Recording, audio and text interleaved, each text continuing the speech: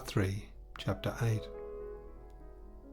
She asked herself as she walked along, "What am I going to say? How shall I begin?" And as she went on, she recognized the thickets, the trees, the sea rushes on the hill, the chateau yonder.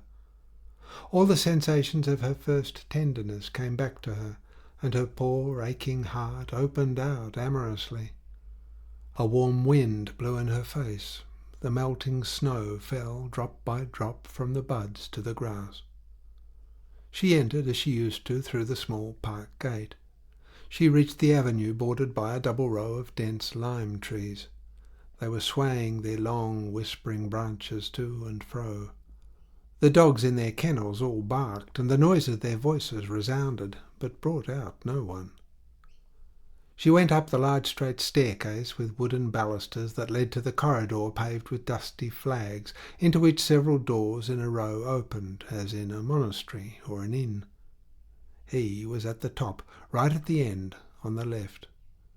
When she placed her fingers on the lock, her strength suddenly deserted her.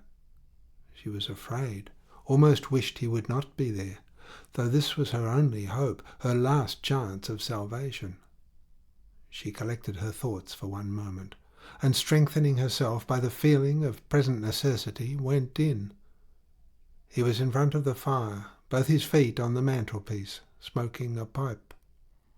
"What, is it you?" he said, getting up hurriedly. "Yes, it is I, Rodolphe. I should like to ask your advice."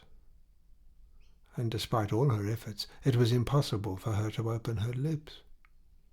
"You have not changed. You are charming as ever." "Oh," she replied bitterly, "they are poor charms since you disdained them." Then he began a long explanation of his conduct, excusing himself in vague terms, in default of being able to invent better. She yielded to his words, still more to his voice and the sight of him, so that she pretended to believe, or perhaps believed, in the pretext he gave for their rupture. This was a secret on which depended the honour, the very life of a third person. "No matter," she said, looking at him sadly. "I have suffered much." He replied philosophically, "Such is life." "Has life," Emma went on, "been good to you, at least, since our separation?" "Oh, neither good nor bad." "Perhaps it would have been better never to have parted." "Yes, perhaps." "You think so?" she said, drawing nearer, and she sighed. "Oh, Rodolphe, if you but knew, I loved you so." It was then that she took his hand, and they remained some time, their fingers intertwined, like that first day at the show. With a gesture of pride he struggled against this emotion, but sinking upon his breast, she said to him, "How did you think I could live without you? One cannot lose the habit of happiness. I was desolate. I thought I should die. I will tell you all about that, and you will see. And you fled from me." For all the 3 years he had carefully avoided her in consequence of that natural cowardice that characterizes the stronger sex. Emma went on with dainty little nods, more coaxing than an amorous kitten. "You love others. Confess it." "Oh, I understand them, dear. I excuse them. You probably seduced them as you seduced me. You are indeed a man. You have everything to make one love you. But we'll begin again, won't we? We will love one another. See, I'm laughing. I'm happy. Oh, speak." And she was charming to see, with her eyes in which trembled a tear, like the rain of a storm in a blue corolla. He had drawn her upon his knees, and with the back of his hand was caressing her smooth hair, where in the twilight was mirrored like a golden arrow one last ray of the sun. She bent down her brow. At last he kissed her on the eyelids quite gently with the tips of his lips. "Why, you've been crying. What for?" She burst into tears. Rodolphe thought this was an outburst of her love. As she did not speak, he took this silence for a last remnant of resistance, and then he cried out, "Oh, forgive me! You're the only one who pleases me. I was imbecile and cruel. I love you. I will love you always. What is it? Tell me." He was kneeling by her. "Well, I am ruined, Rodolphe. You must lend me 3,000 francs. But, said he, getting up slowly, while his face assumed a grave expression. You know, she went on quickly, that my husband had placed his whole fortune at a notary's. He ran away. So we borrowed. The patients don't pay us. Moreover, the settling of the estate is not yet done. We shall have the money later on. But today, for want of 3,000 francs, we are to be sold up. It is to be at once, this very moment, and counting upon your friendship, I have come to you. Ah, thought Rodolphe, turning very pale. That was what she came for. At last he said with a calm air, Dear madam, I have not got them. He did not lie. If he had had them, he would, no doubt, have given them, although it is generally disagreeable to do such fine things, a demand for money being, of all the winds that blow upon love, the coldest and most destructive. First she looked at him for some moments. You have not got them? She repeated several times. You have not got them? I ought to have spared myself this last shame. You never loved me. You are no better than the others. She was betraying, ruining herself. Rodolphe interrupted her, declaring he was hard up himself. Ah, I pity you, said Emma. Yes, very much. And fixing her eyes upon an embossed carabine that shone against its panoply. But when one is so poor, one doesn't have silver on the butt of one's gun. One doesn't buy a clock inlaid with tortoise-shell, she went on, pointing to a buhl timepiece, nor silver-gilt whistles for one's whips, and she touched them, nor charms for one's watch. Oh, he wants for nothing, even to a liqueur-stand in his room, for you love yourself, you live well. You have a chateau, farms, woods. You go hunting, you travel to Paris. Why, if it were but that, she cried, taking up 2 studs from the mantelpiece. But the least of these trifles, one can get money for them. Oh, I do not want them. Keep them. And she threw the 2 links away from her, their gold chain breaking as it struck against the wall. But I would have given you everything. I would have sold all, worked for you with my hands. I would have begged on the high roads for a smile, for a look, to hear you say thanks. And you sit there quietly in your armchair as if you had not made me suffer enough already. But for you, and you know it, I might have lived happily. What made you do it? Was it a bet? Yet you loved me. You said so. And but a moment since, it would have been better to have driven me away. My hands are hot with your kisses, and there is the spot on the carpet where at my knees you swore an eternity of love. You made me believe you. For 2 years you held me in the most magnificent, the sweetest dream.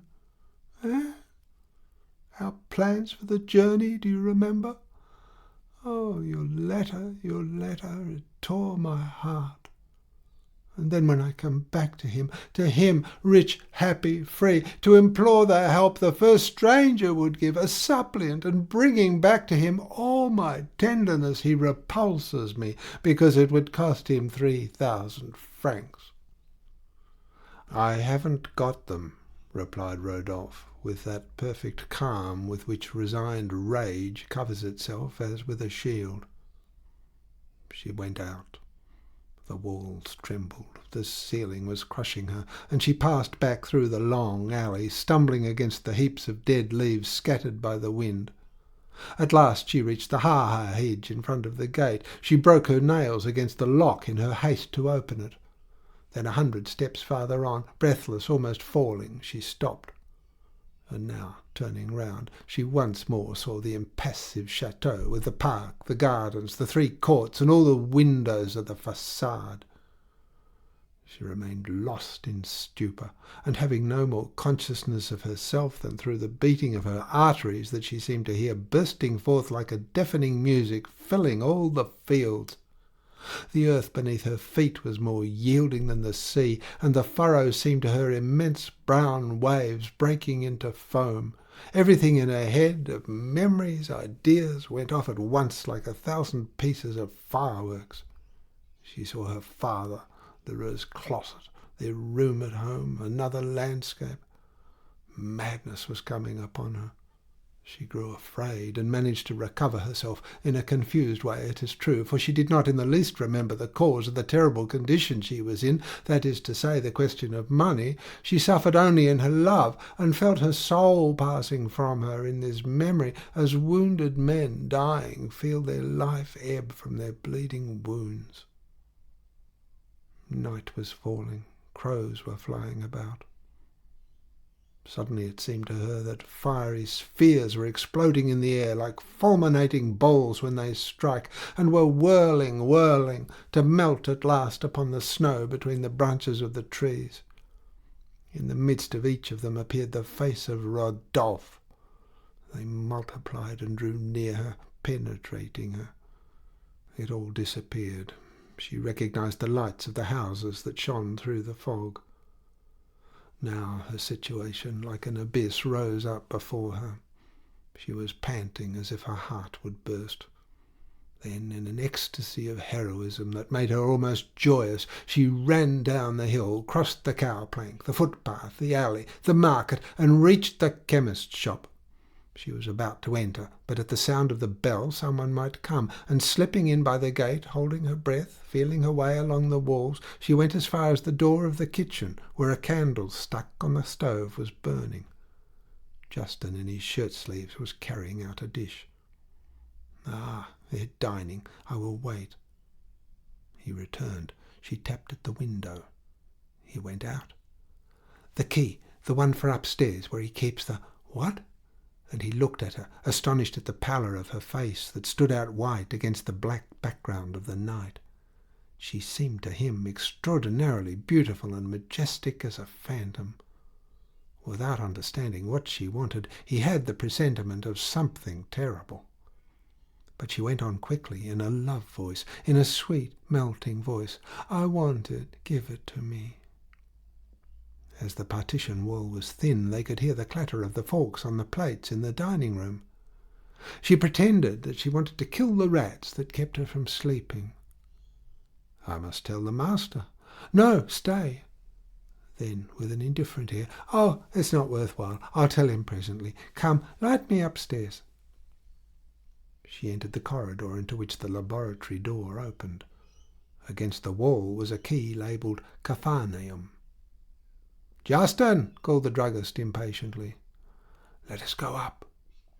And he followed her.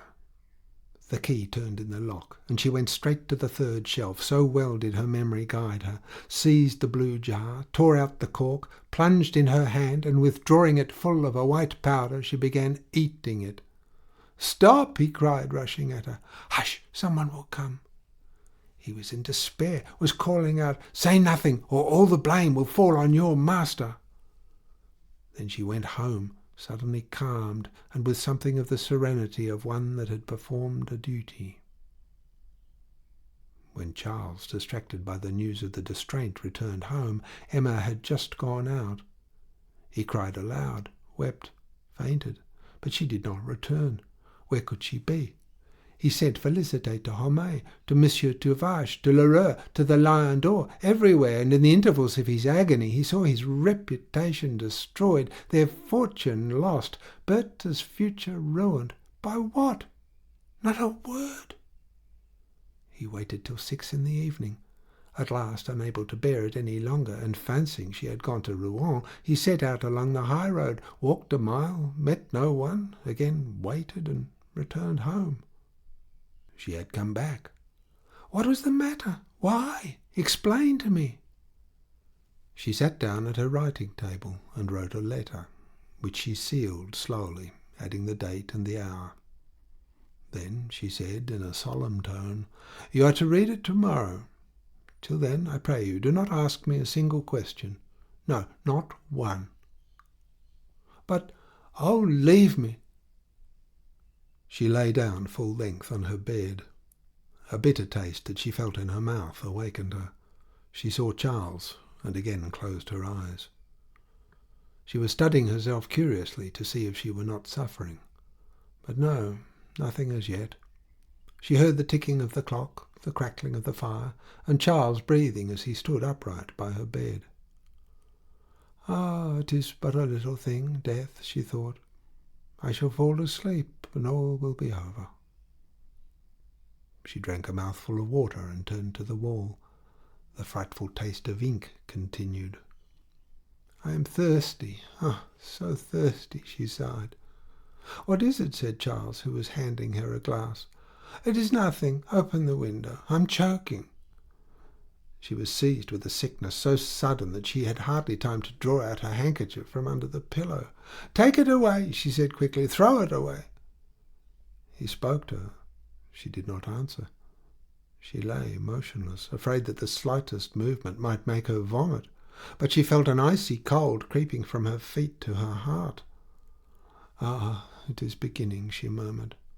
"What did you say?" She turned her head from side to side with a gentle movement full of agony, while constantly opening her mouth as if something very heavy were weighing upon her tongue. At 8 o'clock the vomiting began again. Charles noticed that at the bottom of the basin there was a sort of white sediment sticking to the sides of the porcelain. "This is extraordinary, very singular," he repeated. But she said in a firm voice, "No, you are mistaken." Then gently and almost as caressing her, he passed his hand over her stomach. She uttered a sharp cry. He fell back, terror-stricken. Then she began to groan, faintly at first. Her shoulders were shaken by a strong shuddering, and she was growing paler than the sheets in which her clenched fingers buried themselves. Her unequal pulse was now almost imperceptible. Drops of sweat oozed from her bluish face that seemed as if rigid in the exhalations of a metallic vapour. Her teeth chattered, her dilated eyes looked vaguely about her, and to all questions she replied only with a shake of the head. She even smiled once or twice. Gradually her moaning grew louder. A hollow shriek burst from her. She pretended she was better, and said she would get up presently. But she was seized with convulsions and cried out, "Oh, my God, it is horrible!" He threw himself on his knees by her bed. "Tell me, what have you eaten? Answer, for heaven's sake!" And he looked at her with a tenderness in his eyes such as she had never seen. "Well, there," she said in a faint voice. He flew to the writing table, tore open the seal, and read aloud, "Accuse no one." He stopped, passed his hand across his eyes, and read it over again. "What? Help! Help!" He could only keep repeating the word, "Poisoned! Poisoned!" Félicité ran to Homais, who proclaimed it in the marketplace. Madame Lefrançois heard it at the Lion d'Or. Some got up to go and tell their neighbours, and all night the village was on the alert. Distraught, faltering, reeling, Charles wandered about the room. He knocked against the furniture, tore his hair, and the chemist never believed that there could be so terrible a sight. He went home to write to Monsieur Carnavay and to Dr. Larivière. He lost his head and made more than 15 rough copies.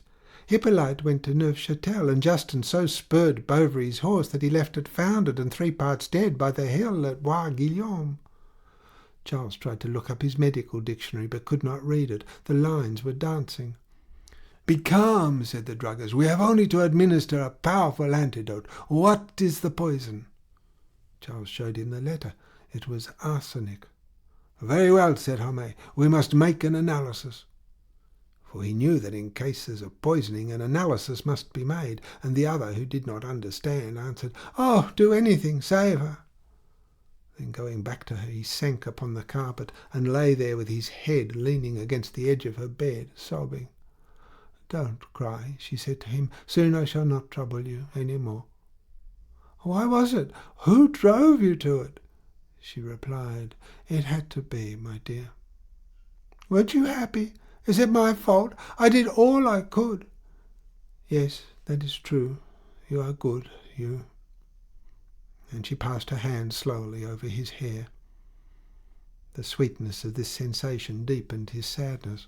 He felt his whole being dissolving in despair at the thought that he must lose her, just when she was confessing more love for him than ever. And he could think of nothing. He did not know. He did not dare. The urgent need for some immediate resolution gave the finishing stroke to the turmoil of his mind. So she had done, she thought, with all the treachery and meanness and numberless desires that had tortured her. She hated no one now. A twilight dimness was settling upon her thoughts, and of all earthly noises Emma heard none but the intermittent lamentations of this poor heart, sweet and indistinct like the echo of a symphony dying away. "Bring me the child," she said, raising herself on her elbow. "You're not worse, are you?" asked Charles. "No, no." The child, serious and still half asleep, was carried in on the servant's arm in her long white nightgown from which her bare feet peeped out. She looked wonderingly at the disordered room and half closed her eyes, dazzled by the candles burning on the table. They reminded her, no doubt, of the morning of New Year's Day and mid-Lent, when thus awakened early by candlelight she came to her mother's bed to fetch her presents, for she began saying, "But where is it, mamma?" And as everybody was silent, "But I can't see my little stocking." Félicité held her over the bed while she still kept looking towards the mantelpiece. "Has nurse taken it?" she asked. And at this name that carried her back to the memory of her adulteries and her calamities, Madame Bovary turned away her head as at the loathing of another bitterer poison that rose to her mouth. But Bertha remained perched on the bed. "Oh, how big your eyes are, mamma! How pale you are! How hot you are!" Her mother looked at her. "I am frightened," cried the child, recoiling. Emma took her hand to kiss it. The child struggled. "That will do. Take her away," cried Charles, who was sobbing in the alcove. Then the symptoms ceased for a moment. She seemed less agitated, and at every insignificant word, at every respiration a little more easy, he regained hope. At last, when Canivet came in, he threw himself into his arms. "Ah, 'tis you. Thanks, you are good. But she is better. See, look at her." His colleague was by no means of this opinion, and, as he said to himself, never beating about the bush, he prescribed an emetic in order to empty the stomach completely. She soon began vomiting blood.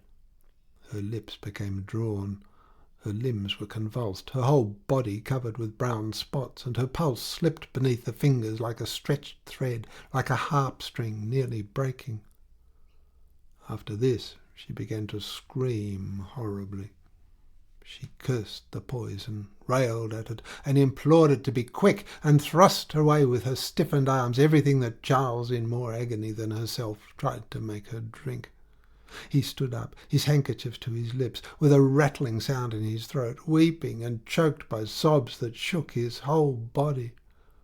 Félicité was running hither and thither in the room. Homais, motionless, uttered great sighs, and Monsieur Canivet, always retaining his self-command, nevertheless began to feel uneasy. "The devil! She has been purged, and from the moment that the cause ceases." "The effect must cease," said Homais. "That is evident." "Oh, save her!" cried Bovary. And, without listening to the chemist, who was still venturing the hypothesis, "It is perhaps a salutary paroxysm," Canivet was about to administer some theriac when they heard the cracking of a whip. All the windows rattled, and a post-chaise, drawn by 3 horses abreast, up to their ears in mud, drove at a gallop round the corner of the market. It was Dr. La Rivière. The apparition of a god would not have caused more commotion. Bovary raised his hands, Canivet stopped short, and Homais pulled off his skull-cap long before the doctor had come in. He belonged to that great school of surgery begotten of Bichat, to that generation now extinct of philosophical practitioners who, loving their art with a fanatical love, exercised it with enthusiasm and wisdom. Everyone in his hospital trembled when he was angry, and his students so revered him that they tried, as soon as they were themselves in practice, to imitate him as much as possible, so that in all the towns about they were found wearing his long wadded merino overcoat and black frock-coat, whose buttoned cuffs slightly covered his brawny hands, very beautiful hands, and that never knew gloves, as though to be more ready to plunge into suffering. disdainful of honours, of titles, and of academies, like one of the old knight hospitaliers, generous, fatherly to the poor, and practising virtue without believing in it, he would almost have passed for a saint if the keenness of his intellect had not caused him to be feared as a demon. His glance, more penetrating than his bistouries, looked straight into your soul, and dissected every lie athwart all assertions and all reticences. And thus he went along, full of that debonair majesty that is given by the consciousness of great talent, of fortune, and of 40 years of a laborious and irreproachable life. He frowned as soon as he had passed the door, when he saw the cadaverous face of Emma stretched out on her back with her mouth open. Then, while apparently listening to Carnavay, he rubbed his fingers up and down beneath his nostrils and repeated, "Good, good."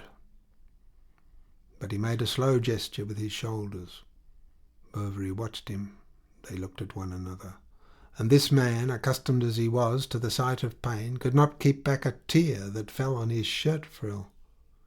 He tried to take Carnavay into the next room. Charles followed him. "She's very ill, isn't she? If we put on synapisms, anything, I'll think of something, you who have saved so many." Charles caught him in both his arms and gazed at him wildly, imploringly, half fainting against his breast. "Come, my poor fellow, courage. There is nothing more to be done." And Dr. Lariviere turned away. "You are going?" "I will come back." He went out only to give an order to the coachman with Monsieur Carnavay, who did not care either to have Emma die under his hands. The chemist rejoined them on the Place. He could not by temperament keep away from celebrity, so he begged Monsieur Lariviere to do him the signal honour of accepting some breakfast.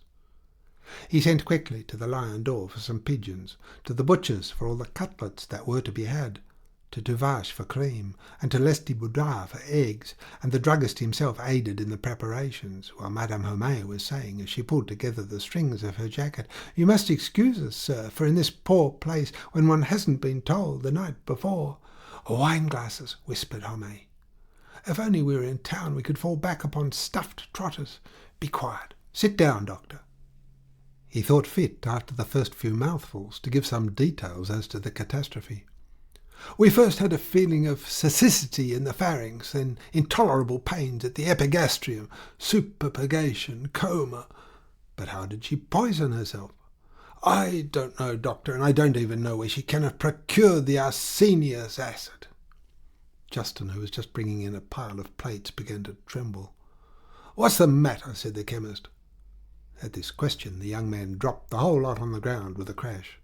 "Imbecile!" cried Homais. "Awkward lout, blockhead, confounded ass!"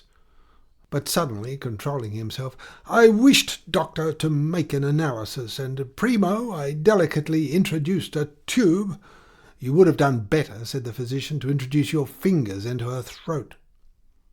His colleague was silent, having just before privately received a severe lecture about his emetic, so that this good Carnavay, so arrogant and so verbose at the time of the clubfoot, was today very modest. He smiled without ceasing, in an approving manner. Homais dilated in amphitryon pride, and the affecting thought of Bovary vaguely contributed to his pleasure by a kind of egotistic reflex upon himself. Then the presence of the doctor transported him. He displayed his erudition, cited pell-mell cantharides, upas, the manchineel, vipers. I have even read that various persons have found themselves under toxological symptoms and, as it were, thunder-stricken by black pudding that had been subjected to a too vehement fumigation. At least this was stated in a very fine report drawn up by one of our pharmaceutical chiefs, one of our masters, the illustrious Cadet de Gassicourt. Madame Homais reappeared, carrying one of those shaky machines that are heated with spirits of wine, for Homais liked to make his coffee at table, having moreover torrefied it, pulverized it, and mixed it himself. "Saccharum, doctor?" he said, offering the sugar. Then he had all his children brought down, anxious to have the physician's opinion on their constitutions. At last Monsieur Lariviere was about to leave, when Madame Homais asked for a consultation about her husband. He was making his blood too thick by going to sleep every evening after dinner. "Oh, it isn't his blood that's too thick," said the physician. And smiling a little at his unnoticed joke, the doctor opened the door. But the chemist shop was full of people. He had the greatest difficulty in getting rid of Monsieur Tuvache, who feared his spouse would get inflammation of the lungs because she was in the habit of spitting on the ashes, then of Monsieur Binet, who sometimes experienced sudden attacks of great hunger, and of Madame Caron, who suffered from tinglings, of Lheureux, who had vertigo, of Lestiboudois, who had rheumatism, and of Madame Lefrancois, who had heartburn. At last the 3 horses started, and it was the general opinion that he had not shown himself at all obliging. Public attention was distracted by the appearance of Monsieur Bournisien, who was going across the market with the holy oil. Homais, as was due to his principles, compared priests to ravens attracted by the odour of death. The sight of an ecclesiastic was personally disagreeable to him, for the cassock made him think of the shroud, and he detested the one from some fear of the other. Nevertheless, not shrinking from what he called his mission, he returned to Bovary's in company with Carnavet, whom Monsieur Larivière, before leaving, had strongly urged to make this visit, and he would, but for his wife's objections, have taken his 2 sons with him, in order to accustom them to great occasions, that this might be a lesson, for example, a solemn picture that should remain in their heads later on. The room when they went in was full of mournful solemnity. On the work-table, covered over with a white cloth, there were 5 or 6 small bowls of cotton in a silver dish, near a large crucifix between 2 lighted candles. Emma, her chin sunken upon her breast, had her eyes inordinately wide open, and her poor hands wandered over the sheets with that hideous and soft movement of the dying that seems as if they wanted already to cover themselves with the shroud. Pale as a statue, and with eyes red as fire, Charles, not weeping, stood opposite her at the foot of the bed, while the priest, bending one knee, was muttering words in a low voice. She turned her face slowly, and seemed filled with joy on seeing suddenly the violet stole, no doubt finding again, in the midst of a temporary lull in her pain, the lost voluptuousness of her first mystical transports, with the visions of eternal beatitude that were beginning. The priest rose to take the crucifix. Then she stretched forward her neck as one who is athirst, and gluing her lips to the body of the man-god, she pressed upon it with all her expiring strength the fullest kiss of love that she had ever given.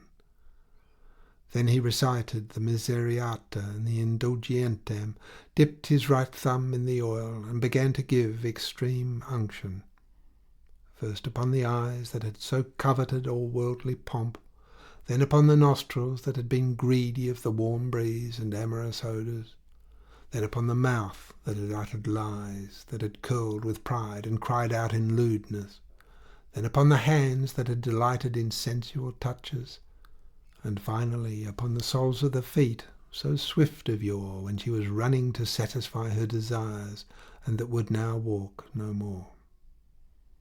The curé wiped his fingers, threw the bit of cotton dipped in oil into the fire, and came and sat down by the dying woman, to tell her that she must now blend her sufferings with those of Jesus Christ, and abandon herself to the divine mercy.